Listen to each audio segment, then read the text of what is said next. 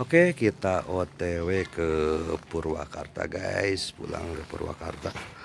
Mau Idul Adha-nya di Bab 159 sampai 160. Semua orang bingung, apa-apaan ini? Zhang Yuntian memandang wanita di depannya dengan tidak percaya.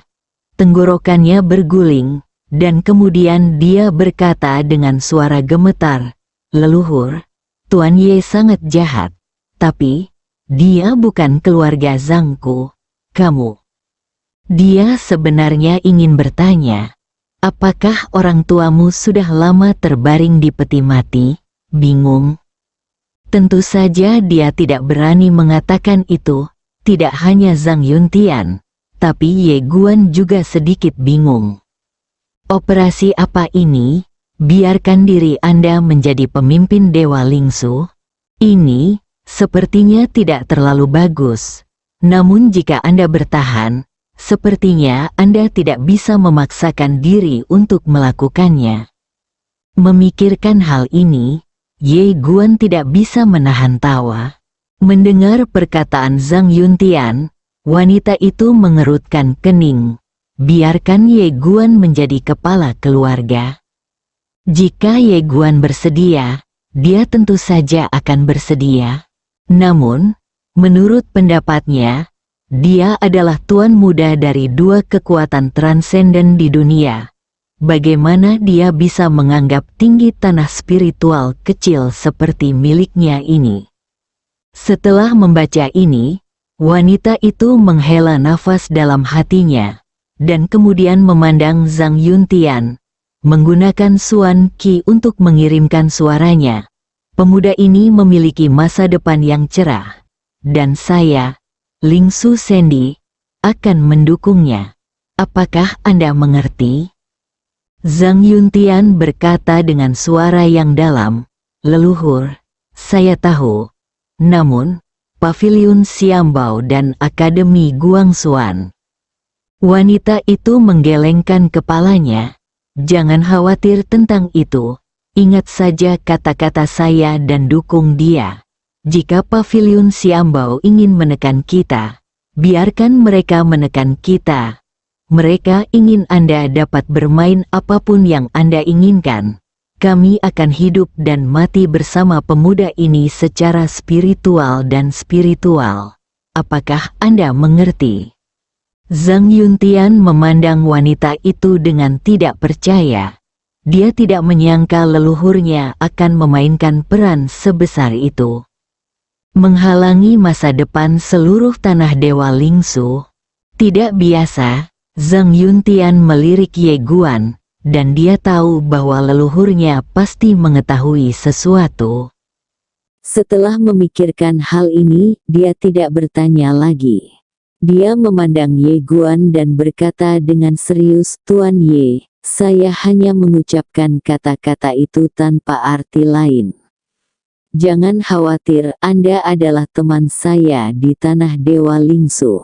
Meskipun Susendi lemah, kami tidak akan meninggalkan teman-teman kami. Jangan khawatir, jika Paviliun Xianbao ingin menjatuhkan sanksi, biarkan dia menghukum kami. Saya, Lingsu Sendi, bersedia hidup dan mati bersama Tuan Ye." Mendengar ini, wanita itu meliriknya. Zhang Yuntian, kilatan apresiasi muncul di matanya. Generasi pemilik keluarga ini baik-baik saja. Ini bisa menjadi masalah besar. Di sampingnya, Ye Guan ragu-ragu sejenak, dan kemudian berkata, "Senior, saya pikir sebaiknya saya tidak melibatkan Anda. Saya..." Zhang Yuntian langsung menyela kata-kata Ye Guan, "Tuan Ye, tidak ada hal seperti itu sebagai terlibat. Ya. Selama kamu tidak menganggap Dewa Lingsu kami adalah sekte kecil, aku, Dewa Lingsu, bersedia maju dan mundur bersamamu." Ye Guan terdiam sejenak, lalu berkata, "Aku akan mengingat gotong royong antara seniorku dan Dewa Lingsu, simpanlah dalam hatimu." Mendengar kata-kata Ye Guan, Zhang Yuntian diam-diam melihat ekspresi wanita itu. Saat dia melihat senyum cerah di wajah wanita itu, batu di hatinya jatuh. Identitas pemuda ini sungguh luar biasa. Ye Guan tersenyum, lalu berkata, "Senior, saya ingin keluar." Zhang Yuntian berkata dengan sungguh-sungguh, "Sekarang pavilion Xiambao diinginkan untuk Anda. Jika Anda keluar, Anda mungkin dalam bahaya." Petik 2. Ye Guan tersenyum dan berkata, "Tidak apa-apa, mereka menginginkanku, aku bisa menerimanya dengan air mata." Pada titik ini, dia berhenti dengan cepat. Pada saat ini, Zhang Yuntian tiba-tiba mengeluarkan sebuah token dan menyerahkannya kepada Ye Guan. "Teman kecil, terimalah ini." Kamu melihat token itu dan sedikit terkejut. "Senior, ini dia." Senyuman. Perintah Lingsu adalah token tingkat tertinggi di tanah Dewa Lingsu saya. Ada susunan teleportasi di dalamnya. Jika Anda dalam bahaya, aktifkan perintah ini dan saya akan segera tiba dengan yang kuat. Dengan sedikit ragu, Zhang Yuntian berkata, "Jangan menolak, simpan saja untuk berjaga-jaga. Meskipun kamu sangat kuat, kamu masih sendirian. Jika orang lain memukulmu, itu akan sangat merugikanmu." Sementara, lalu simpan token itu dan berkata dengan serius, "Senior, terima kasih." Zhang Yuntian tersenyum, "Sama-sama." Ye Guan mengangguk, tidak berkata apa-apa lagi, berdiri, menghunus pedangnya, dan menghilang di akhir dari langit. Di tempat itu, Zhang Yuntian menoleh untuk melihat wanita itu. Dia membungkuk dalam-dalam dan berkata, "Leluhur, siapa Tuan Ye?" Wanita itu melihat ke langit dan berkata dengan tenang, "Saya tidak bisa memberitahu Anda." Tersenyum pahit, wanita itu menambahkan, "Ingat, Lingsu Gotland akan hidup dan mati bersamanya. Bahkan jika Akademi Guangxuan dan Pavilion Xiambao bergabung untuk mengincarnya, saya, Lingsu Gotland, tidak akan menyerah padanya." "Bisakah Anda mengungkapkannya sedikit?" Wanita itu berkata dengan lembut, "Anda akan berterima kasih kepada saya di masa depan." Zhang Yuntian berkata dengan sungguh-sungguh, "Leluhur, Pavilion Xiambao dan Akademi Guangxuan, dan orang-orang takdir." Dia merasa dia membutuhkan untuk mengingatkan musuh Ye Guan. Wanita itu mencibir, "Kalau begitu, mereka semua harus berlutut." Di tempat, Zhang Yuntian tampak bingung. Di awan, Ye Guan berjalan dengan pedangnya. Kemanapun pedangnya lewat, awan terkoyak lapis demi lapis yang sangat spektakuler. Ye Guan tiba-tiba berkata, "Tuan Ta, nenek moyang keluarga Zhang mengenal Anda, kan?" Xiao Ta tidak berbicara secara langsung. Ye Guan berkata dengan lembut, "Musuhku adalah Akademi Guangxuan, Pavilion Xiambao, dan orang-orang takdir. Dalam keadaan normal, pendekatan normal dari tanah Dewa Lingsu adalah membiarkanku pergi agar tidak menjadi sasaran Akademi dan Pavilion Xiambao. Namun, itu senior menjadikan senior Yuntian dari tanah suci Lingsu dengan teguh mendukung saya." Saat dia berbicara, dia berhenti dan kemudian berkata, "Tuan Ta, mungkinkah identitas dan latar belakang saya berbeda dari Akademi Guangxuan dan Pavilion Xiambao, Xiao Ta?" .2.2.2 Ye Guan menggelengkan kepalanya. "Tuan Ta, apakah kamu tidak mengatakan sesuatu?" Xiao Ta Guan mengerutkan kening. "Apa maksudmu?" Berkata, "Kamu terlalu banyak berpikir." Setelah Ye Guan terdiam beberapa saat, dia berkata, "Tuan Ta, bisakah kamu tidak pamer? Kamu asal-asalan dan menipu, tidak apa-apa, Xiaota. Ye Guan hendak berbicara, dan Xiaota tiba-tiba berkata, mengapa kamu begitu peduli? Prioritas utamamu adalah berlatih keras. Hanya ketika kamu begitu peduli, kuat, maukah kamu menjadi kuat? Tidak ada gunanya jika anggota keluarga memiliki kekuatan. Tahu, Xiaota melanjutkan, gunung itu akan runtuh jika kamu mengandalkannya, dan kamu dapat berlari jika kamu mengandalkan semua orang. Untuk menempa besi, kamu sendiri harus kuat. Apakah menurutmu perkataanku masuk akal? Ye Guan mengangguk. Itu masuk akal. Xiaota tersenyum dan berkata, itu saja. Kamu mengatakan sebelumnya bahwa kekuatan beberapa orang adalah kekuatan orang-orang di belakang mereka. Dan bagi sebagian orang, dia sendiri adalah kekuatannya. Dan kamu, aku harap untuk melakukan yang terakhir, kan? Ye Guan mengangguk. Ya, Xiaota melanjutkan. Jadi, yang harus kamu lakukan adalah bekerja keras dan jangan khawatir tentang hal lain. Ye Guan berpikir sejenak, lalu berkata, Tuan Ta, jika saya pergi ke kampus utama Akademi Guangxuan dan membawa Anda keluar, apakah Akademi Guangxuan akan memberi saya wajah? Xiaota, suara misterius itu berkata, jangan membodohi dia. Anda trik terbaik adalah diam dan jangan bicara. Kalau tidak, dia akan segera menebak identitasnya. Xiaota menghela nafas dengan suara rendah. Bajingan kecil ini benar-benar beracun. Ye Guan tiba-tiba berkata, Tuan Ta. Xiaota langsung berkata, aku lapar. Aku ingin tidur, View. Ye Guan menelepon beberapa kali lagi, tapi Tuan Ta berhenti bicara. Ye Guan menggelengkan kepalanya dan tersenyum. Tuan Ta, saya tidak memikirkan hal lain.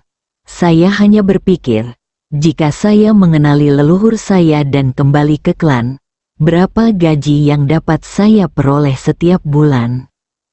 Petik 2. Saya tidak melihat Tuan Ta.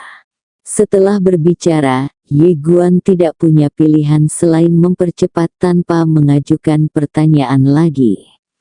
Segera, dia menghilang di ujung langit. Tujuannya kali ini adalah gua waktu, pesulap. Sebelumnya, dia masih takut pada penyihir. Kemampuan para penyihir ini terlalu misterius dan tidak dapat diprediksi. Tapi kali ini, dia datang ke gua waktu hanya untuk bersaing dengan penyihir kuat.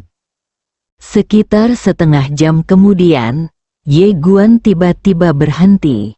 Tidak jauh di depannya, berdiri seorang lelaki tua berbaju abu-abu. Pria tua berbaju abu-abu itu berdiri di awan sambil memegang tongkat hitam. Saya sudah lama menunggu di sini. Ye Guan memandang lelaki tua berbaju abu-abu itu dan tidak berkata apa-apa. Pada saat ini, ruang di sekitarnya tiba-tiba bergetar sedikit dan kemudian selusin aura kuat tiba-tiba muncul di lapangan. Ye Guan tampak tenang.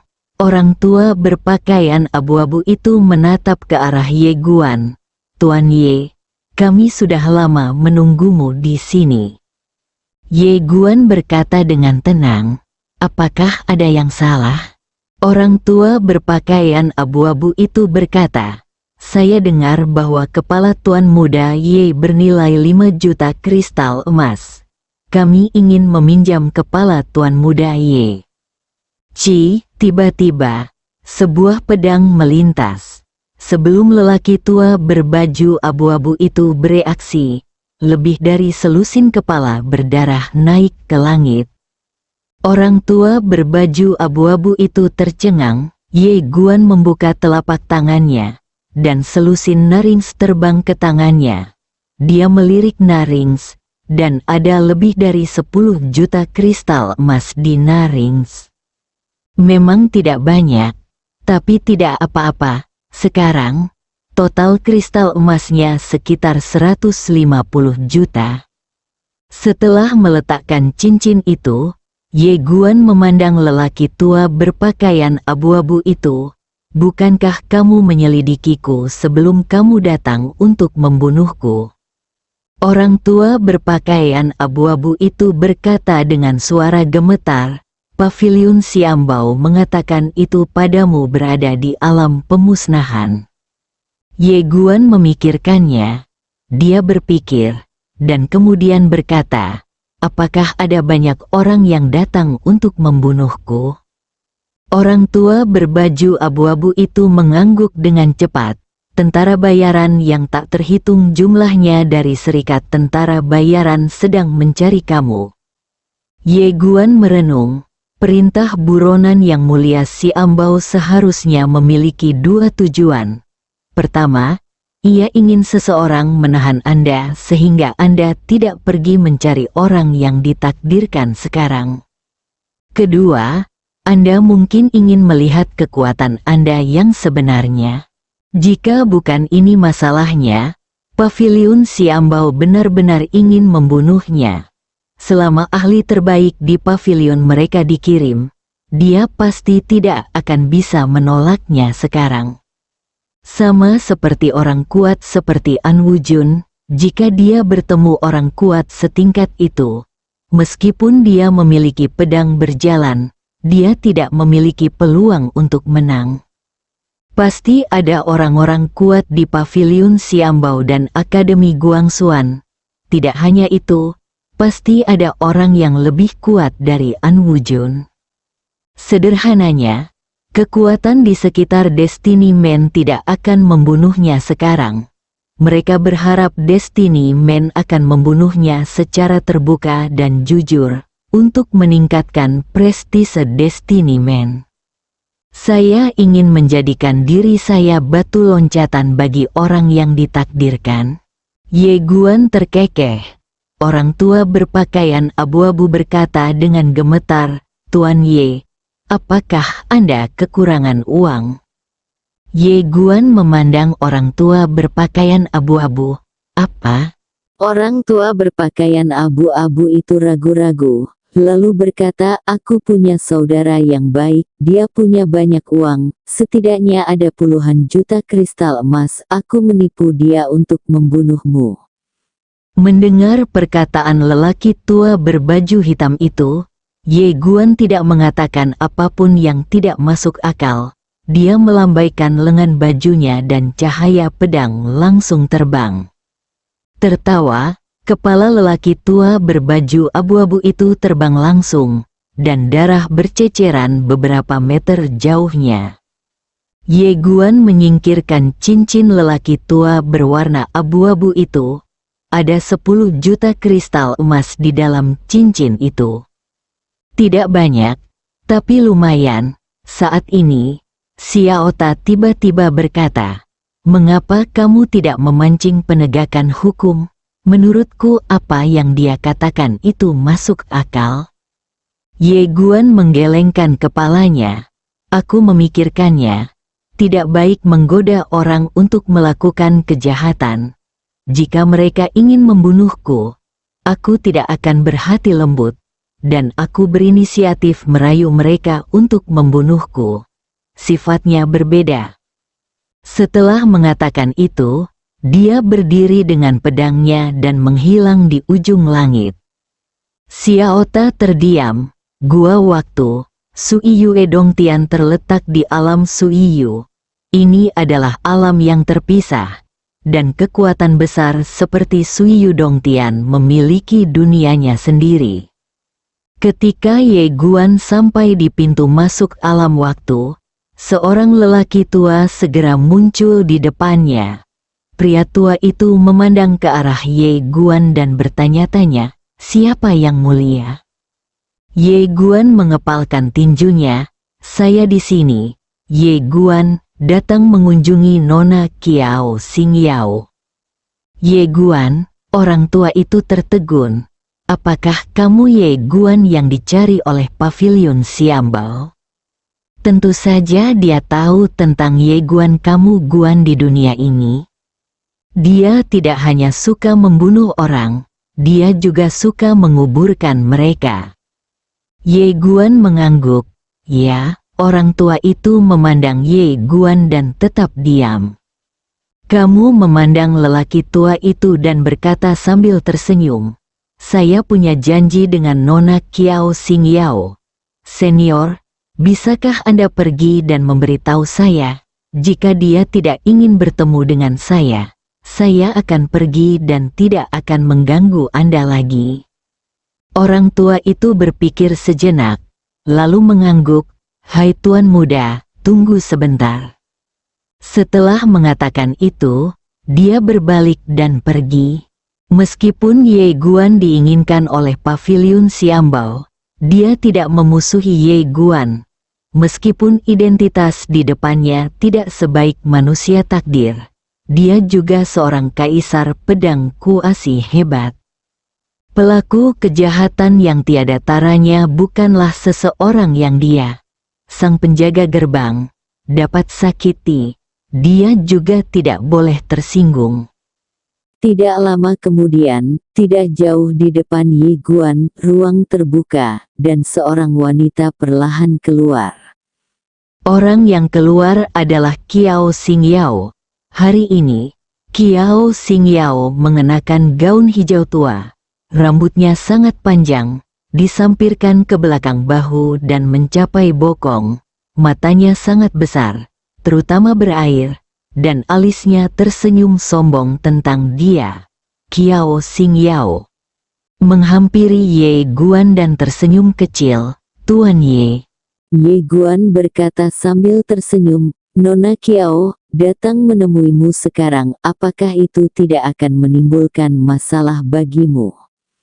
Ye Guan, tentu saja tidak. Ayo pergi ke dunia waktu. Saat dia mengatakan itu, dia membawa Ye Guan langsung ke dunia waktu. Begitu dia memasuki dunia waktu, Ye Guan melihat sekelompok gunung. Di ujung pandangannya, berdiri sebuah gunung yang ditangguhkan. Gunung itu tergantung di awan. Air terjun kaki mengalir, yang sangat spektakuler. Dan di antara pegunungan sekitarnya, sekelompok burung bangau terbang dari waktu ke waktu. Kiao Xingyao membawa Ye Guan ke kaki gunung yang ditangguhkan, dan mereka berdua berjalan perlahan di sepanjang danau. Kiao Xingyao tiba-tiba menoleh ke arah Ye Guan dan berkata sambil tersenyum, Tuan Ye, apakah Anda datang ke sini khusus untuk menemui saya? Puff. Kiao Xingyao mengatupkan bibirnya dan tersenyum, aku hanya menggodamu. Ye Guan menggelengkan kepalanya dan tersenyum, lalu berkata dengan serius, Nona Kiao, aku di sini untuk bersaing denganmu. Berkedip, diskusi, Ye Guan mengangguk, ya. Kiao Xingyao berpikir sejenak, lalu berkata, mengapa menurutmu begitu? Ye Guan berkata dengan serius, penyihir itu sangat kuat, aku ingin menantang dia. Lalu dia mengangguk, oke, ikutlah denganku. Saat dia mengatakan itu, dia mengetukkan jari kakinya dengan ringan, dan seluruh tubuhnya melayang langsung ke arah langit. Ye Guan berdiri dengan pedangnya dan mengikutinya. Segera, Kiao Xingyao membawa Ye Guan ke puncak gunung. Dia membawa Ye Guan ke tempat kompetisi. Ye Guan melihat tidak jauh, di tengah lapangan kompetisi, ada patung seorang wanita. Patung itu tampak hidup dan sangat indah. Kiao Xingyao tersenyum dan berkata, ini adalah nenek moyang Nan Limeng dari gua waktu kita. Dia sangat kuat. Ye Guan bertanya dalam hatinya, Tuan Ta, apakah kamu mengenalnya? Xiao Ta terdiam lama. dan berkata dengan lembut, "Saya tidak pernah memikirkan hal itu." Ye Guan bertanya, "Apa yang tidak pernah saya duga?" Berkata, "Saya tidak ingin berbicara dengan Anda." Ye Guan, pada saat ini, Kiao Xingyao tiba-tiba berkata, "Tuan Ye, mari kita mulai." Di tangannya, dia memegang tongkat. Ye Guan memandang Kiao Xingyao, dan saat berikutnya, dia tiba-tiba menghilang, dan dalam sekejap mata, pedang sudah ada di depan Kiao Xingyao. Kiao Xingyao tiba-tiba menghilang, tertawa, pedang itu menembus udara dan ruang itu terbelah. Ye Guan berbalik dan melihat Kiao Xingyao muncul beberapa meter jauhnya di sebelah kanan. Kiao Xingyao tersenyum sedikit, "Tuan muda Ye, hati-hati." Suara itu jatuh, dan ruang di sekitar Ye Guan terbelah, dan saat berikutnya, lusinan tangan aneh berdarah terulur. Saat ini, Ye Guan tiba-tiba menghilang lagi, tertawa. Di kejauhan, ruang di depan Kiao Xingyao tiba-tiba retak, dan pada saat ini, Kiao Xingyao menghilang lagi. Ketika dia muncul kembali, dia sudah berada beberapa meter jauhnya di sebelah kanan berubah drastis. Karena pada posisi ini, sebuah pedang sudah menunggu di sini, dan dia menabraknya atas inisiatifnya sendiri. Pedang itu tertancap di antara alis Kiao Xingyao. Wajah Kiao Xingyao penuh ketidakpercayaan. "Kamu?" Ye Guan ragu-ragu, dan kemudian berkata, "Prasangka?" Kiao Xingyao menatap Ye Guan. "Apakah prediksimu begitu akurat? Aku lebih cepat darimu. Saat kamu bergerak, aku sudah bisa menebak secara kasar di mana kamu akan mendarat." Kiao Xingyao berkata dengan suara yang dalam, "Lakukan lagi." Ye Guan sedikit mengangguk, membuka telapak tangannya, dan menerbangkannya. Pedang, Kiao Xingyao tiba-tiba melafalkan mantra dalam hati. Ledakan, tiba-tiba, ruang dalam radius beberapa ratus kaki terbelah, dan kemudian aura menakutkan yang tak terhitung jumlahnya menyapu.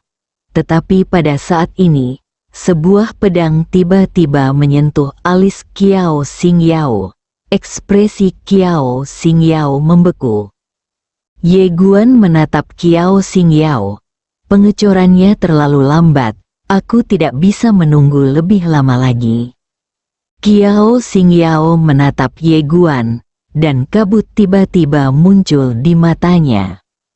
Melihat adegan ini, Ye Guan tiba-tiba pusing. "Kenapa kamu masih menangis?" Kiao Xingyao sedikit sedih. "Kamu menindas. Tidak bisakah kamu menunggu sampai aku selesai membaca mantranya sebelum menggunakan pedang?" Dia tiba-tiba merasa bahwa dia datang ke sini untuk berdiskusi adalah suatu kesalahan. "Saya di sini untuk berkembang, bukan untuk menjemput perempuan. Meski kamu cantik, tapi sekarang dia hanya ingin menjadi lebih kuat." Pada saat ini, seorang wanita tiba-tiba berjalan dari samping. Dilihat dari penampilan wanita itu, dia berusia 30-an. Dia memiliki sosok yang montok dan indah, seperti buah persik yang matang, aura yang aneh. Wanita itu menghampiri Kiao Xingyao dan berkata sambil tersenyum, "Ini agak memalukan." Kiao Xingyao menundukkan kepalanya sedikit dan berkata dengan lembut, "Saya belum pernah diintimidasi seperti ini sebelumnya." "Ye Guan, Tuan Muda Ye, bolehkah saya mendiskusikannya dengan Anda?" Ye Guan ragu sejenak, lalu mengangguk, "Oke." Sudut mulut wanita itu sedikit terangkat. "Saya siap mengambil tindakan." Guan mengangguk, dan saat berikutnya, ekspresinya berubah drastis. Saat dia hendak menghunus pedangnya, dia merasakan sebatang tanaman ivy melilit tubuhnya, dan kemudian seberkas cahaya datang langsung ke arahnya. Mata Ye Guan sedikit menyipit, dan dengan pemikiran di benaknya, pedang udara tiba-tiba terbang keluar. Namun, pedang udara itu langsung dihancurkan oleh cahaya redup. Tapi pada saat ini, Ye Guan sudah menggunakan pedang terbang lain untuk menghancurkan miliknya Ivy. Pada saat yang sama, dia menyerang di depan wanita itu dengan pedang. Dia sangat cepat sehingga dia tiba dalam sekejap mata pedang di antara dua jari. Mata Ye Guan tiba-tiba menyusut, dan saat dia hendak mundur, kedua jari wanita itu tiba-tiba mengerahkan sedikit tenaga. Ledakan, dalam sekejap, Ye Guan mundur 100 kaki jauhnya. Dan ketika dia berhenti, tanaman merambat yang tak terhitung jumlahnya tiba-tiba muncul dari tanah di bawah kakinya. Wanita itu mengambil satu langkah ke depan dan mendatangi Ye Guan. Dia tersenyum dan berkata, "Kamu kalah." Pada saat ini, tangan kanan Ye Guan tiba-tiba meledak dengan kekuatan yang menakutkan. Dan saat ini, tangan kanan Ye Guan langsung meraih tangan kanannya. Lalu dia bergegas ke depan, dan tangan kanannya bergetar hebat. Ledakan, dalam sekejap, kekuatan mengerikan langsung menghempaskan wanita itu. Kekuatan yang menghancurkan dunia, kekuatan cerdas Zanyi menggerakkan langit, tinju dewa menghancurkan dunia, dan tak terkalahkan dalam pertarungan jarak dekat. Wanita itu terbang langsung 100 kaki jauhnya, dan begitu dia berhenti, pedang lain tiba-tiba datang untuk membunuh. Tapi saat berikutnya, ekspresi Ye Guan tiba-tiba berubah drastis. Seluruh ruang dan waktu langsung berubah menjadi sangkar yang memenjarakannya di tempatnya. Ruang dan waktu, bukan luar angkasa. Perbedaannya sangat besar. Ye Guan ingin menggunakan pedangnya, tetapi merasa ngeri saat mengetahui bahwa pedangnya tidak dapat mengguncang waktu dan ruang di lapangan. Di kejauhan, wanita itu melirik ke lengan kanannya. Seluruh lengan kanannya robek, dia benar-benar melukai dirinya sendiri. Wanita itu memandang ke arah Ye Guan. Hatinya terkejut dan dengan ekspresi yang sangat serius. "Tuan Ye, semua orang mengira kamu adalah kaisar pedang. Mereka tidak pernah berpikir bahwa kamu bukan hanya kaisar pedang, tetapi juga dewa bela diri." Tuhan, mendengar kata-kata wanita itu, mata Kiao Xing Yao langsung melebar karena rasa tidak percaya di wajahnya. Saat ini, wanita itu juga terkejut, karena dia adalah kaisar pedang. Itu adalah dewa perang lagi, siapa orang yang ditakdirkan?